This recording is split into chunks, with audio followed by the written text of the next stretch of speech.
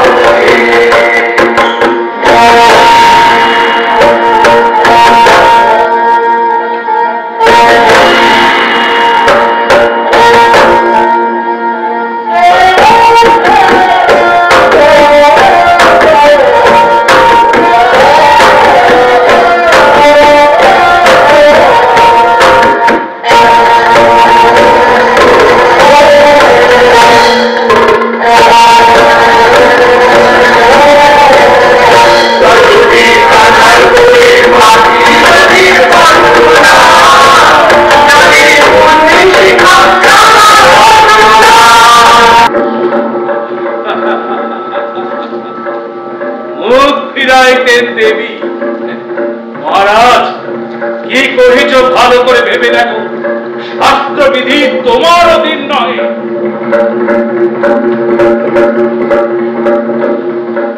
সকল শাস্ত্রের বড় দেবীর আদেশ।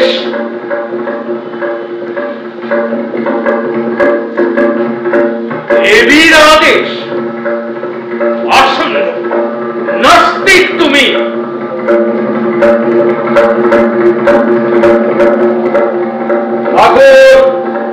সময় নষ্ট হয় যা হবে, প্রচার করিয়া দিও আমার ত্রিপুর রাজ্যে যে করিবে জীব হত্যা, জীব জননী পূজার ছলে তারে দিব নির্বাসন দণ্ড।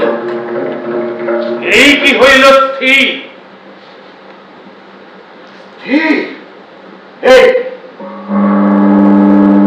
আমি শুধু এই জানি, রাজার সিংহাসনের ছায় পড়েছে মাতৃদাহে, উৎকরে ফাটিবে তা দম্ভ মঞ্চখানি বজ্রতীর্ণ ঝঞ্ঝার মতো।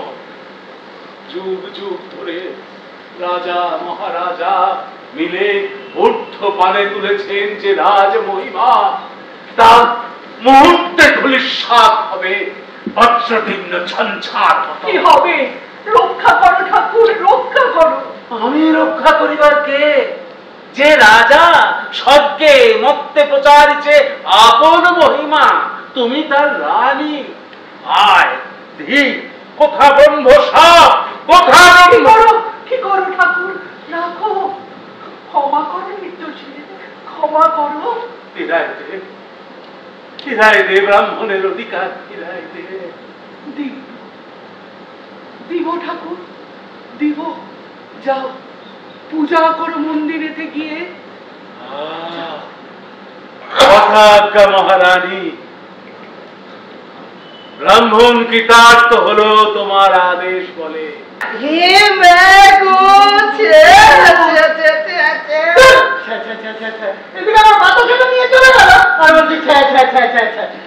কিন্তু যাই বলো, এরা তো মঙ্গল হবে না। হ্যাঁ, এই কথাগুলো কেন গো বাতাসা? হ্যাঁ, কেন বুঝতে তো পারছি না। বাতাসা বিরূপ ঠাকুর তো বলেই দিয়েছে 3 মাসের মধ্যে মরকে দেশ উচ্ছন্নে যাবে। 3 মাস? 3 মাস? 3 মাস কেন? যা রকম সকম দেখছি 3 দিনেরও তর সইবে না। দেখে নিও। হ্যাঁ হ্যাঁ, দেখে নিও, 3 দিনের তর সইবে না। আরে নবীনের ছেলেটা, সে যে মরবে কেউ জানতো না। যেমনি কবরেজ বড়ি কি খাওয়ালো অমনি চোখ উল্টে গেল। উল্টে গেল? আরে সেইবার মথুরাজের গঞ্জে গো, মথুরাজের গঞ্জে। বল চণ্ডী, রাজরক্ত চাই তোর? বল এই বেলা, বল, বল নিজ মুখে, বল মানব ভাষায়, বল শীঘ্রই, রাজ রক্ত চাই তো। চাই। চাই? তবে তবে মহারাজ। কি হয়েছে জয়সিংহ? মহারাজ শুনিলে না নিজ কর্ণে দেবীরে শুধানো সত্যই কি রাজরক্ত চাই? দেবী কহিলেন চাই। দেবী নহে জয়সিংহ, কহিলেন রঘুপতি অন্তরাল হতে। কহিলেন রঘুপতি অন্তরাল? মহারাজ নহে নহে আর নহে, কেবলই সংশয় হতে সংশয়ের মাঝে নামিতে পারিনি আর। এ কি হলো হয়? দেবী গুরু যাহা চিনু সব বিসর্জন দিনু, বিশ্বাস মাঝে কিছু রহিল না আর। পূজা হবে, পূজা হবে আজ রাতে। প্রতিজ্ঞা পড়িবে মোর। পূজা হবে, হবে বলি। বাজা বাদ্য বাজা, পূজা হবে আজ রাতে। কঠিন, কি নিষ্ঠুর এ সংসার। এ কি আছিস?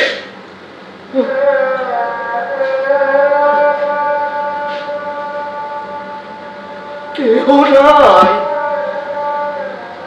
কেহ নাই, কেহ নাই।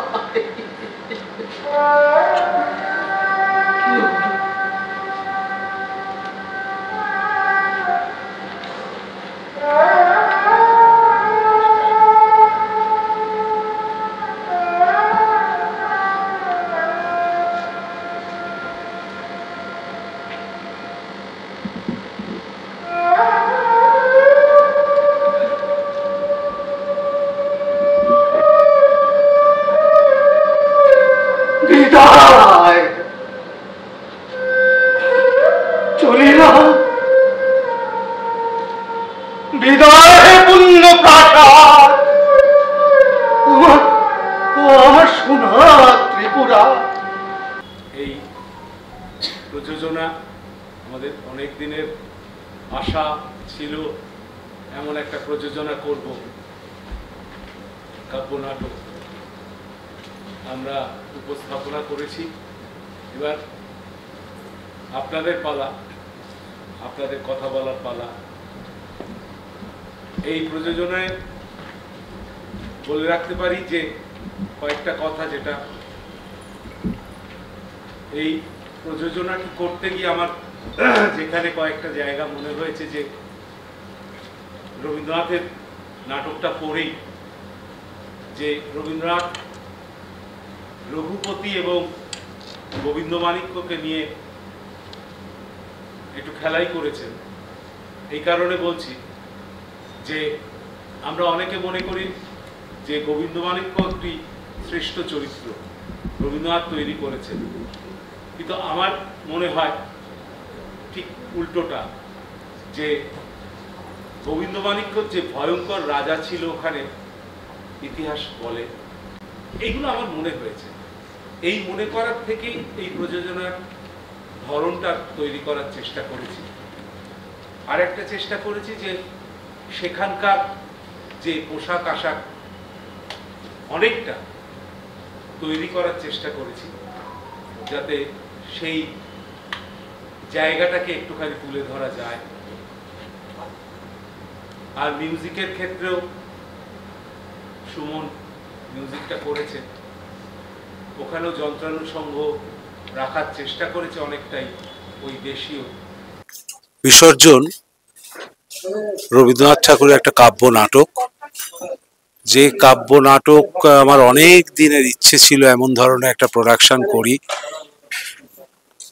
এই বিসর্জনটা করতে গিয়ে অনেক পরীক্ষা নিরীক্ষা করেই কাজটা করেছি, যেখানে বারবার প্রশ্ন জেগেছে যে সত্যিই কি গোবিন্দমাণিক্যর এরম চরিত্র ছিল, সত্যিই কি রঘুপতি বলে কেউ ছিল? কেউ তো ছিল না।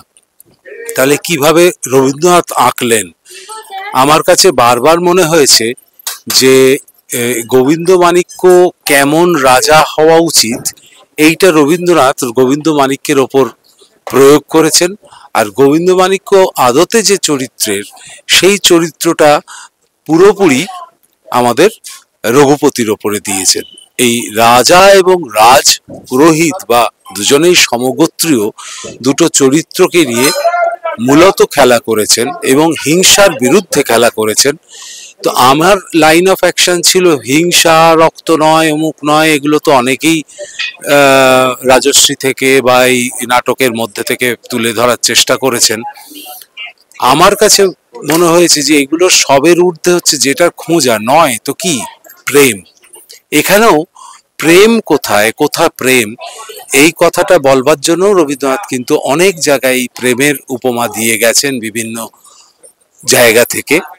তো সেইগুলোকে একত্রিত করে একটা নাটককে, কাব্য নাটককে আমি তুলে ধরেছি এবং অনেক জায়গাতেই আমি এডিট করেছি। নেই অনেক সিন অনেক জায়গা থেকে নিয়ে এসে একটা সিনের মধ্যে রেখেছি, রেখে একটা এই ছোট সময়ের মধ্যে এই নাটকটাকে রাখবার চেষ্টা করেছি। অনেকেই অনেক চরিত্র খুঁজবেন, হয়তো পাবেন না, কিন্তু মোদ্দা গল্পটার যে লাইন অফ অ্যাকশন যাকে বলে, সেই লাইন অফ অ্যাকশনটা ধরে রাখার চেষ্টা করেছি। আজ আমাদের দ্বিতীয় শো হলো এবং বলতে গেলে অনেক মানুষ, এমনকি দুর্গাপুর থেকেও বেড়াতে এসে আমার নাটক দেখে গেলেন এবং তাদের ভালো লাগা, আসলে নাটকটা ভালো লাগার সাথে সাথে তো রবীন্দ্রনাথকে বেশি ভালো লাগার জন্যই লাগা। এবার রবীন্দ্রনাথকে আমরা হয়তো ঠিক বলতে পেরেছি, তাই তারা আবেগ আপ্লুত হতে পেরেছেন।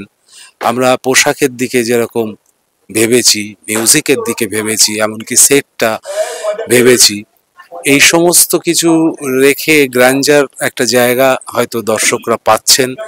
আগামী দিন আরো সরল, আরো সহজভাবে এটা আমরা নেব। আগামী 4 সেপ্টেম্বর আবার এই মঞ্চেই শো আছে। আশা করি আরেকটু ভালো মানুষের কাছে পৌঁছতে পারবো এবং মানুষ আসবে। এবং আমাদের সঙ্গে অনেকেই আছে, এই যে শিল্পী বিতান রয়েছে, আমাদের সঙ্গে সুখবর পত্রিকা রয়েছে, তারাও আমাদের পেছনে দাঁড়িয়ে আমাদেরকে সাহায্য করছে। সকলকেই ধন্যবাদ, দর্শকদের ধন্যবাদ, মঞ্চকে ধন্যবাদ, সকলকে ধন্যবাদ। আবার দেখা হবে। আসলে আজকে যে প্রোডাকশনটা মৃচ্ছকটিকের বিসর্জন, ভাবনা চিন্তার তো পরিচালক আমাদের শুভাশিস ব্যানার্জি, তিনি বলেছেনই ভাবনা চিন্তা ওইটাই যে গোবিন্দমাণিক্য এবং রঘুপতিকে উনি ভেবেছেন যে একই চরিত্রের দুটো রূপ, তারা আসছেন এবং তারা এসে গোবিন্দমাণিক্য যা বলে যাচ্ছেন রঘুপতি যেন তার উত্তর হয়ে আসছে, আবার রঘুপতি যা বলছেন গোবিন্দমাণিক্য তার উত্তর হয়ে আসছে। এভাবেই উনি ভেবেছেন, সেভাবেই আমরা কাজটা করেছি। বিশেষ করে পোশাকের দায়িত্বটা আমার ছিল, সেক্ষেত্রে আমি ওই নর্থ ইস্ট, আসাম এবং ত্রিপুরার কস্টিউমের ওপরে বেশি জোর দিয়েছি। ওখানকার কস্টিউমগুলো যেমন হয় সেভাবে সেটার উপরে জোর দিয়ে সেখান থেকে কাপড় আনিয়ে নিজেরাই কস্টিউম তৈরি করেছি। গয়নাগাটির ক্ষেত্রে যেহেতু যে সময়ের গল্প এটা, সে সময় ত্রিপুরায় আদিবাসী অধ্যুষিত জায়গা ছিল, সে আদিবাসী অধ্যুষিত জায়গা বলে তাদের যে গয়নাগুলো হতো সেটা সিলভার টোনের হতো, অর্থাৎ অক্সিডাইজ অথবা সিলভার টোন, সেরমই গয়নাগাটি ব্যবহার করেছি। পোশাকের দিকটা এইভাবেই আমরা দেখেছি। আমরা চাই ইস্যুটা বারে বারে হোক। বিশেষ করে সবাই যেটা এই নাটকের ক্ষেত্রে প্রশংসা করছে সেটা সম্পাদনা। আমরা মূল মন্ত্র রেখেছি যে কোথা আছে প্রেম, অর্থাৎ বলি নয়, রক্ত নয়।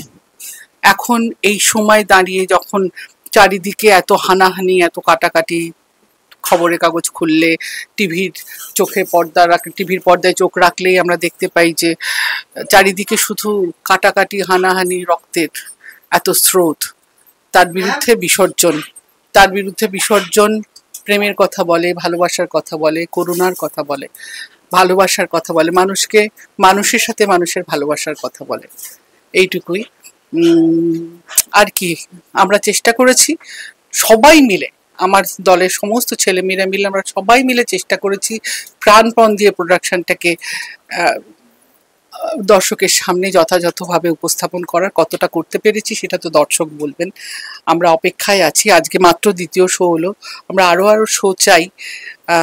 আপনারা আসুন, দেখুন এবং প্রত্যেকে বলুন কেমন লাগলো, এবং যদি ভালো লেগে থাকে আমাদেরকে আরো শো দিন। এইটুকুই কথা বলবো। ধন্যবাদ। আমাদের রবীন্দ্রভারতীর স্টুডেন্টেরা, তা সুভাষিস দাকে আমি চিনি কারণ আমি ওনার জুনিয়র ছিলাম। তো অনেকদিন ধরেই চেষ্টা করছিলাম এটা দেখার, সুযোগ হচ্ছিল না। আজকে তপন থিয়েটারে ছিল বলে সুযোগটা করতে পেরেছি। ভেরি নাইস, খুব ভালো লেগেছে। এত একটা বহু বিখ্যাত নাটক রবীন্দ্রনাথ ঠাকুরের বিসর্জন, নাটকটা কে যে ট্রেডিশনাল জায়গা থেকে যে কস্টিউমে ধরেছে সেই ব্যাপারটা ভালো লেগেছে, এবং যে সেটটা একেবারে ত্রিপুরেশ্বরী মন্দিরের সেট, কারণ আমি ব্যক্তিগতভাবে ওখানে গেছি, ওই মন্দিরটা আমি দেখে এসেছি, সেটার দিক থেকে ঠিক আছে। আর ওভারঅল এডিটিংটা একটুখানি আরেকটু ভাবনা চিন্তা দরকার আছে। নক্ষত্র রায় চরিত্রটা ডিমান্ড করছে না নাটকটায়, যেটা একটা ভাইটাল চরিত্র, তাকে রাখা হয়নি বলে জানি না কেন। আর জয় সিংহের যেখানে মৃত্যু দৃশ্য, জয় সিংহের আরেকটু আবেগ ডিমান্ড করছে। আর সুভাষিস আমার দীর্ঘদিনের বন্ধু, আমরা একসঙ্গে থিয়েটার করেছি, একসঙ্গে রবীন্দ্রনাথ করেছি। সুভাষিসের উপর আমার আস্থা আছে, সুভাষিস ভালো কাজ করছে। ওই দু একটা জায়গা লেগেছে একটুখানি, আদারওয়াইজ একটা ভালো প্রচেষ্টা। খুব ভালো লেগেছে। আমি ফার্স্ট টাইম ওই শিবরাত্রির জন্য আবার আসা, এসে খুবই আনন্দ পেলাম। এবং আমি দুর্গাপুর থেকে এসেছি, অ্যাডভোকেট মিঠু রায়। আমার ভীষণ ভালো লেগেছে। খুব সুন্দর অ্যারেঞ্জমেন্ট, খুব সুন্দর সবকিছু, স্টোরি লাইন, আর সব থেকে বড় কথা ওনারা এত রিসার্চ করে ডিটেল সবকিছু করেছেন, খুব ভালো লেগেছে। খুব ভালো লেগেছে। আমি মৃত্যুকুটির একজন মেম্বার, তবে এখনো হয়তো সেভাবে কন্টিনিউ করতে পারছি না, বাট অনেকদিন পরে শোটা দেখলাম, খুব ভালো হয়েছে।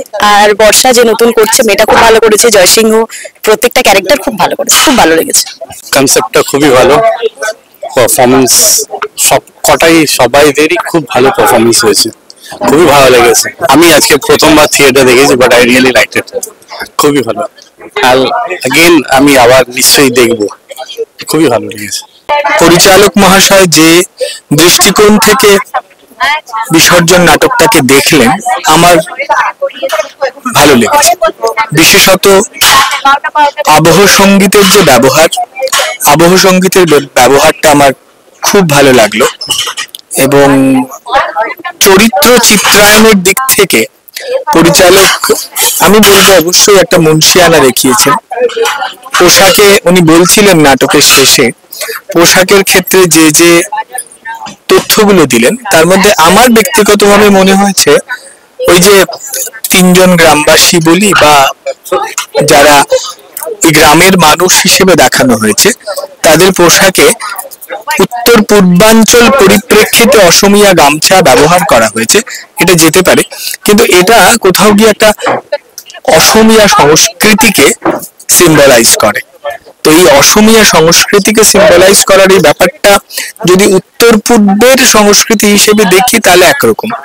আর রবীন্দ্রনাথ ঠাকুর যে ত্রিপুরা ভূমির কথা বলছেন এবং যেখান থেকে এই নাটকটাকে ধরা হয়েছে, সেখানের পোশাকের জায়গা থেকে অবশ্যই জয়সিংহের ক্ষেত্রে আমরা যে পোশাকটা দেখলাম, এটা একদম আদর্শ পোশাক হয়েছে।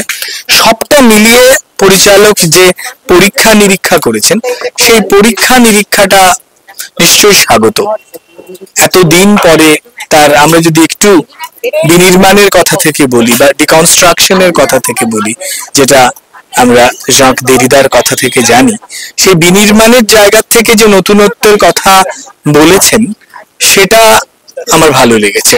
এবং সেখানে মানে আজকের সময়ে দাঁড়িয়ে এসে রবীন্দ্রনাথ যে সময়কালে ভেবেছিলেন যে পশু বলি হবে না, ওই রক্ত নয়, এটা যে সময় পটে দাঁড়িয়ে রবীন্দ্রনাথ ঠাকুর ভাবছেন, আজকে বিশ্বায়ন পর্বের যুগে এসে দাঁড়িয়ে এই বার্তাটাকে আরেকটু অন্যভাবে তুলে ধরার দায় কিন্তু আমাদের সকলের। পরিচালক সেখানে সেই কাজটা করেছেন। সেই সর্বাঙ্গীন দিক থেকে পরিচালকের পরিশ্রম আমার দৃষ্টিতে, আমার যেটা মনে হলো দর্শক হিসেবে, সার্থক। আর যারা কুশীলবেরা ছিলেন তারা ভালো কাজ করেছেন নিঃসন্দেহে, এবং মিউজিকটাও আমার কাছে বেশ ভালো লাগলো। এবং অবশ্যই একটা রবীন্দ্রিক ঘরানা যেমন ছিল, তার পাশাপাশি আবার একটা উত্তর পূর্বের সুর কিংবা ত্রিপুরার সুরেরও একটা কোথাও একটা কম্বিনেশন আমরা এখানে দেখতে পেয়েছি। সব মিলিয়ে এই কাজটা আমার মনে হয় অন্যান্য সকলের দেখা উচিত। যারা এর আগে বিসর্জন দেখেছেন, এটা যে একটা বিনির্মাণের পর্ব বলা যেতে পারে, এটা বিনির্মাণের ধারা, এই বিনির্মাণটাও বোধহয় অন্যদের দেখা উচিত, এটাই আমি দর্শকদের কাছে বলবো।